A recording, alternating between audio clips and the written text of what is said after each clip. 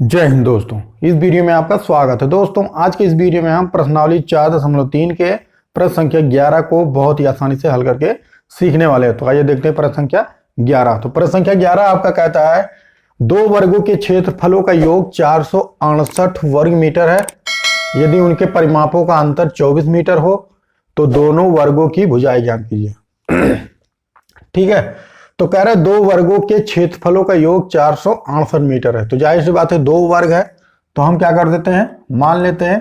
ठीक है, यह आपका पहला वर्ग हो गया और यह आपका दूसरा वर्ग हो गया, यानी कि एक छोटा वर्ग हो गया, दूसरा बड़ा वर्ग हो गया।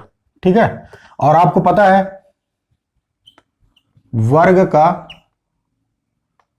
का परिमाप आपको पता है क्या होता है, 4 गुणे भुजा, यह आपका वर्ग का परिमाप होता है। इसके अलावा आपको यह भी पता है वर्ग का क्षेत्रफल, जिसको हम कहते हैं भुजा स्क्वायर। ठीक है, या फिर हम कह सकते हैं भुजा गुणे भुजा। ठीक है, तो यह आपका हो गया पहला वर्ग और यह हो गया दूसरा वर्ग। ठीक है, तो वर्ग की बात करेंगे जिसकी चारों भुजाएं क्या होती हैं, बराबर होती हैं, वही क्या होता है, आपका वर्ग होता है। ठीक है, तो हम सवाल को क्या करते हैं, सबसे पहले देखते हैं और ध्यानपूर्वक पढ़ते हैं, फिर उसके शर्तानुसार सवाल को हल करते हैं। तो कह रहा है दो वर्गों के क्षेत्रफलों का योग 468 वर्ग मीटर है। यदि उनके परिमापों का अंतर 24 मीटर हो तो दोनों वर्गों की भुजाएं ज्ञात कीजिए। ठीक है, तो हम क्या करते हैं, मान लेते हैं, माना पहले वर्ग की भुजा बराबर x मीटर। ठीक है, यानी कि ये वाला पहले वर्ग की भुजा हमने क्या मान लिया, x मीटर मान लिया। तब परिमाप बराबर 4 गुणे भुजा, या तो आपको पता ही है क्या होता है, परिमाप बराबर 4 गुणे भुजा, जो कि आपको पहले बता दिया गया है। 4 गुणे भुजा कितना हमने माना है, x माना है। ठीक है, तो गुणा कर देंगे, कितना हो जाएगा 4x मीटर। यह किसका हो गया, पहले वर्ग की भुजा, यानी कि पहले वर्ग की भुजा आपने जब x मान लिया तो पहले वर्ग का जो परिमाप होगा वह कितना होगा, 4x मीटर होगा। ठीक है, और क्या कह रहा है, यदि उनके परिमापों का अंतर 24 मीटर हो, लेकिन इसके अलावा एक और आपका वर्ग है यह वाला, यानी कि यह पहला हो गया, दूसरा। ठीक है, और दिया है, क्या दिया है, क्या दिया है, परिमापों का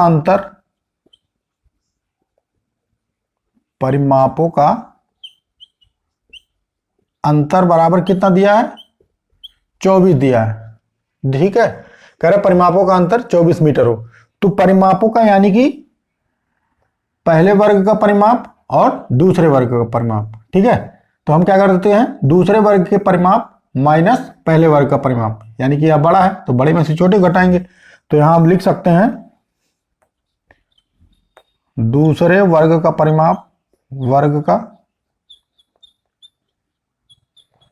परिमाप, अंतर का मतलब क्या होता है, घटाओ, माइनस पहले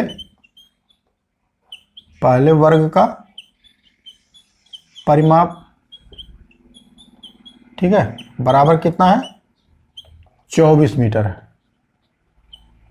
कितना है, 24 मीटर। ठीक है, अब यहां से हम क्या कर देते हैं, दूसरे वर्ग का परिमाप निकालते हैं, उसके बाद हम भुजा निकाल लेंगे। तो हम क्या करते हैं, दूसरे वर्ग का परिमाप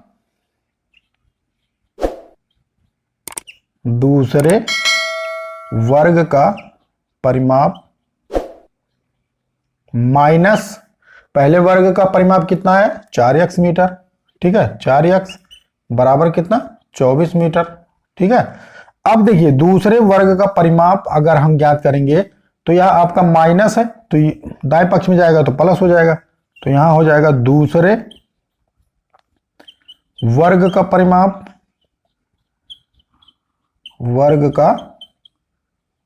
बराबर, ठीक है, यह माइनस है तो यहां जाएगा प्लस हो जाएगा, कितना हो जाएगा, 4x प्लस 24। ठीक है, 4x को पहले इसलिए लिख दिया गया है क्योंकि योग में जो होता है क्रम विनिमय नियम लागू होता है। कैसे क्रम विनिमय नियम क्या होता है? 4 प्लस अगर 3 हम करेंगे तो कितना हो जाएगा? 4 तिहाई 12, ठीक है।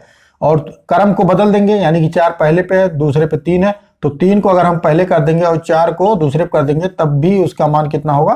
12 होगा, यानी कि इसके मान में कोई परिवर्तन नहीं होता है। इसलिए हम कहते हैं कि योग में क्रम विनिमय नियम क्या होता है? लागू होता है, ठीक है। तो इसलिए यहां पर लिख दिया गया है 4x प्लस 24। अगर आप इसमें कंफ्यूजन हो रहा होगा तो आप लिख सकते हैं 24 प्लस 4x, ठीक है। अब देखिए दूसरे वर्ग का परिमाप, ठीक है, वर्ग का परिमाप बराबर कितना होता है? 4 गुणे भुजा, ठीक है। तो यहां हम क्या लिख सकते हैं? 4 गुणे दूसरे वर्ग की भुजा, क्या लिख सकते हैं? 4 गुणे दूसरे वर्ग की भुजा लिख सकते हैं, बराबर कितना? 4x प्लस 24, ठीक है। 4x plus 24। सबसे पहले आपको सवाल को देखकर डरना और घबराना बिल्कुल भी नहीं है। स्टेप बाय स्टेप आपको क्या करना है? हल करना है। स्टेप बाय स्टेप अगर आप चलेंगे तो आपका सवाल कभी भी गलत नहीं होगा। तो 4 गुणे दूसरे वर्ग की भुजा। अब देखिए दूसरे वर्ग की भुजा निकालेंगे तो 4 यहां गुणांक के रूप में है, तो ये दाएं पक्ष में जाएगा तो बटे के रूप में हो जाएगा, यानी कि दूसरे वर्ग की भुजा बराबर हो जाएगा 4x प्लस 24 बटा कितना? 4, ठीक है। दूसरे वर्ग की भुजा, दूसरे वर्ग की भुजा बराबर कितना हो जाएगा? 4x प्लस 24 बटा 4, 4x प्लस 24 बटा 4, ठीक है। तब इसको हम क्या कह सकते हैं? 4 यहां पर 4x प्लस 24 है, ठीक है। तो 4 को हम क्या कर देते हैं? कॉमन ले लेते हैं। 4 कॉमन हो जाएगा तो x बचेगा, 4 से 4x में भाग करेंगे तो x बचेगा, प्लस 4 छक्के 24 बटा कितना? 4, ठीक है। कॉमन का मतलब क्या होता है? भाग होता है। देखिए 4 को हमने कॉमन ले लिया है, 4x में भाग करेंगे तो x बचेगा और 4 से 24 में भाग करेंगे तो 6 बच जाएगा, ठीक है। अब 4 से 4 कैंसिल हो जाएगा तो कितना हो जाएगा? x plus 6। यह आपका हो गया दूसरे वर्ग की भुजा, ठीक है। यहां लिख लो दूसरे वर्ग की भुजा बराबर दूसरे वर्ग की भुजा बराबर कितना? x प्लस 6 मीटर, ठीक है। और सवाल को ध्यानपूर्वक देखेंगे तो कह रहा है दो वर्गों के क्षेत्रफलों का योग 468 वर्ग मीटर है, ठीक है।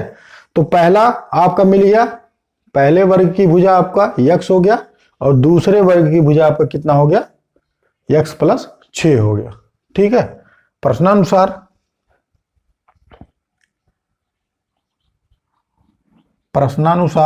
ठीक है।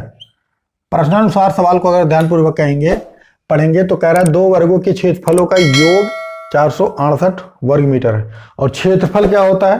किसी वर्ग का क्षेत्रफल बराबर भुजा गुणे भुजा, यानी कि हम कह सकते हैं भुजा का वर्ग, ठीक है।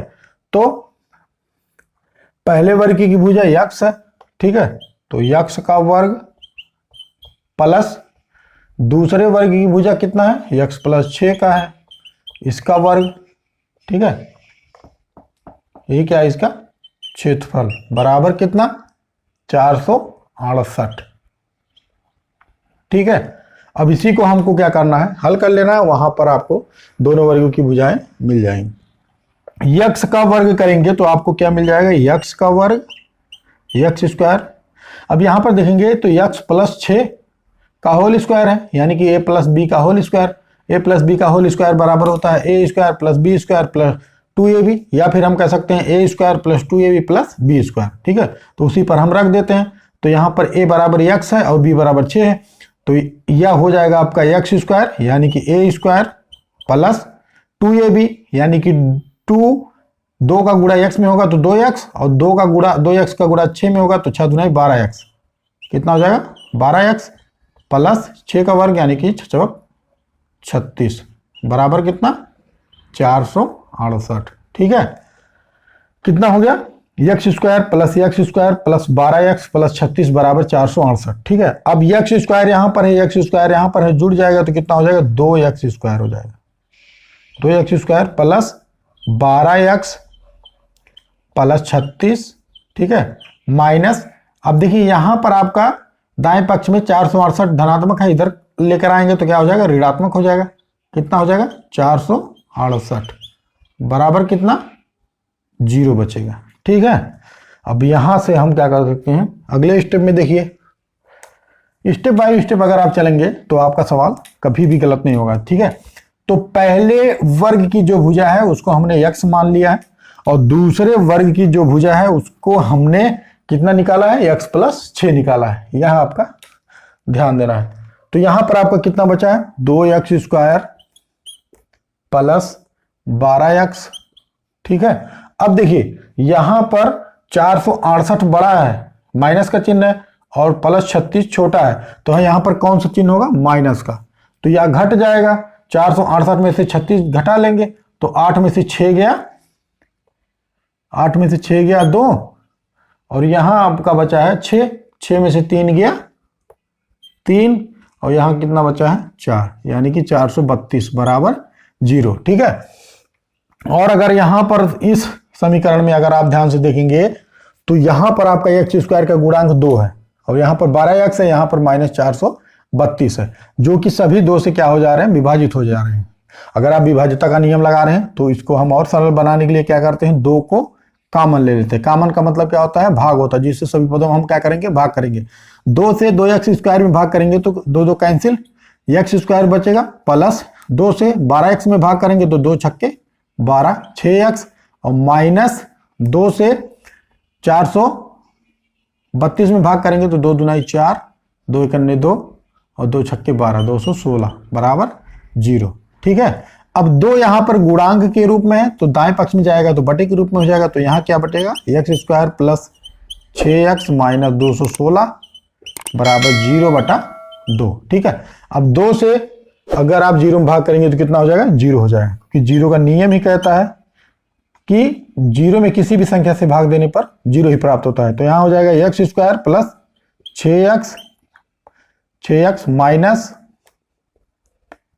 216 बराबर क्या, 0। ठीक है, अब यह क्या हो गया, आपका एक द्विघात समीकरण है। क्यों, क्योंकि यह ax square plus bx plus c बराबर 0 के रूप में है, अर्थात हम कह सकते हैं कि यह आपका एक द्विघात समीकरण है। ठीक है, इसको हम 2 विधियों से हल कर सकते हैं। एक तो आप गुणनखंड विधि द्वारा हल कर सकते हैं इसको, और दूसरा आप द्विघाती सूत्र विधि द्वारा भी हल कर सकते हैं। द्विघाती सूत्र जो कि आप सभी लोगों को पता है कि उसका दूसरा नाम श्रीधराचार्य है, जो कि होता है b plus minus under root B square minus 4ac पूरे का बटा 2a। ठीक है, तो उससे भी आप लगा सकते हैं, या फिर आप गुणनखंड विधि द्वारा इसको हल कर सकते हैं।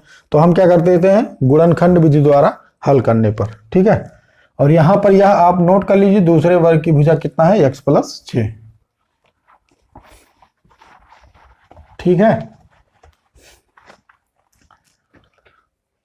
गुणनखंड विधि द्वारा हल करने पर लिख सकते हैं, गुणनखंड विधि द्वारा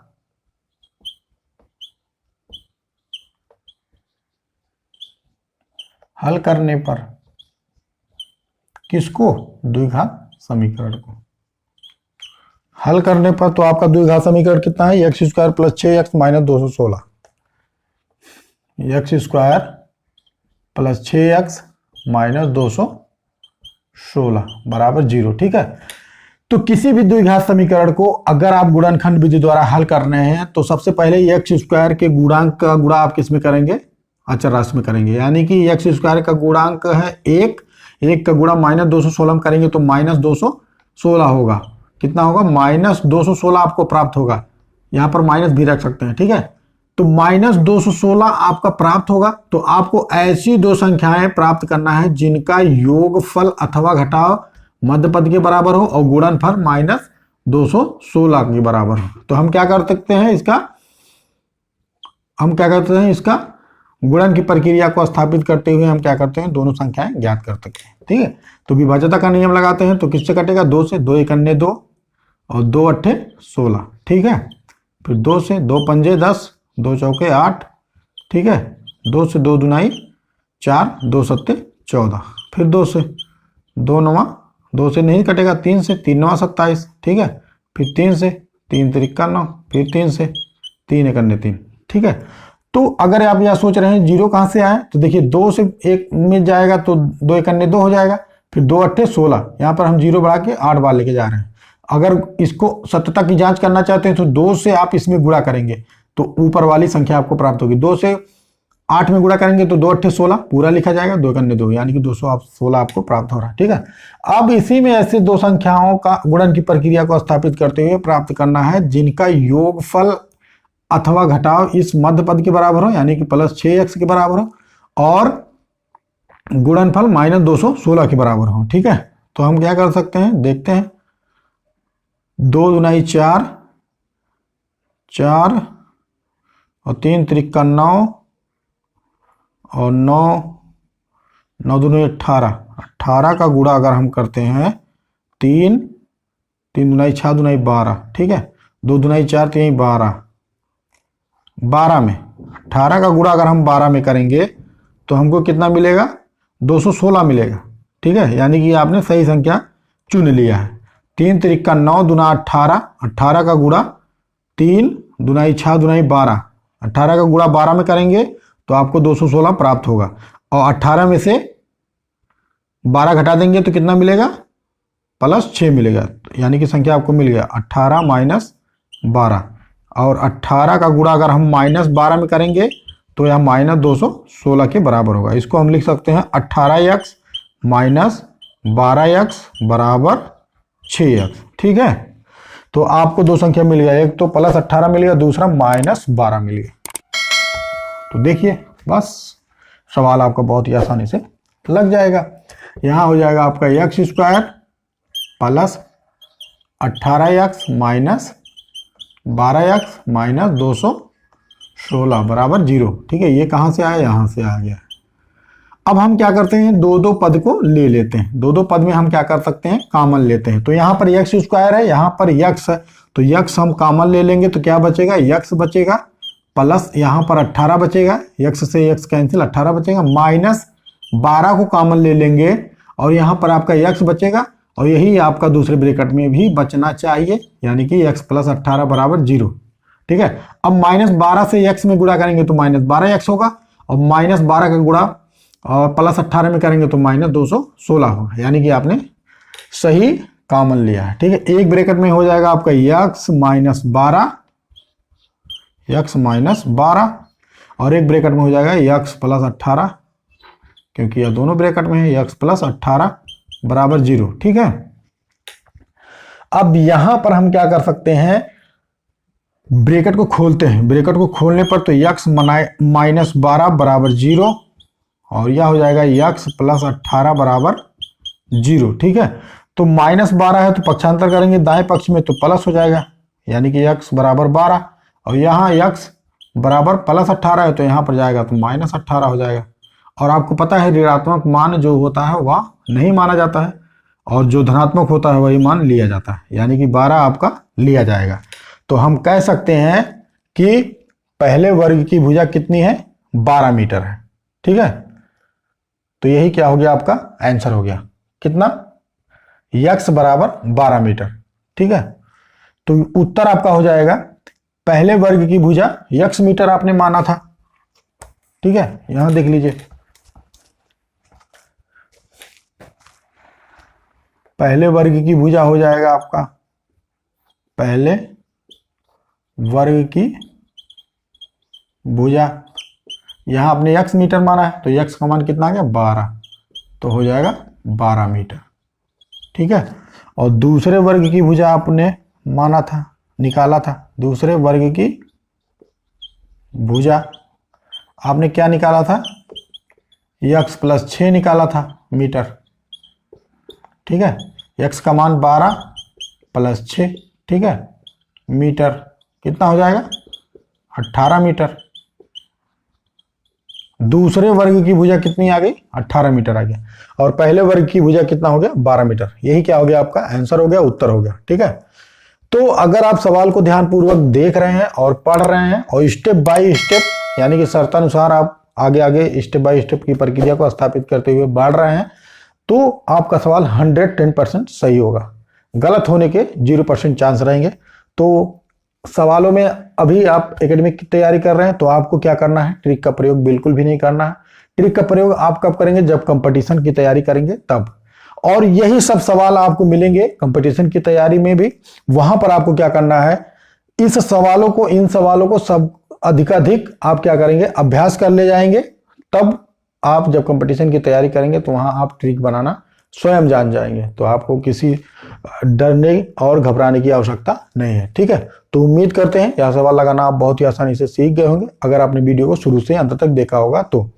और आपको वीडियो भी काफी ज्यादा पसंद आई होगी। अगर वीडियो पसंद आई तो वीडियो को लाइक कीजिए, शेयर कीजिए, कमेंट कीजिए। अगर आप हमारे चैनल पर नए हैं तो चैनल को सब्सक्राइब कीजिए। मिलते हैं अगली वीडियो में एक नई ऊर्जा के साथ। तब तक के लिए हंसते रहिए, मुस्कुराते रहिए और मेहनत से पढ़ते रहिए।